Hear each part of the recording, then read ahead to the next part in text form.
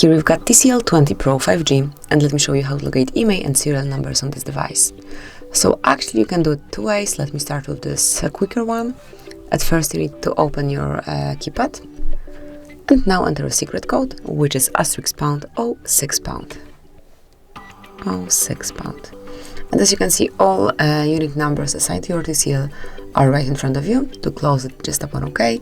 And now you can also reach IMEI and serial numbers via settings. So at first just open the settings, go to System, now select About Phone and go a bit lower now.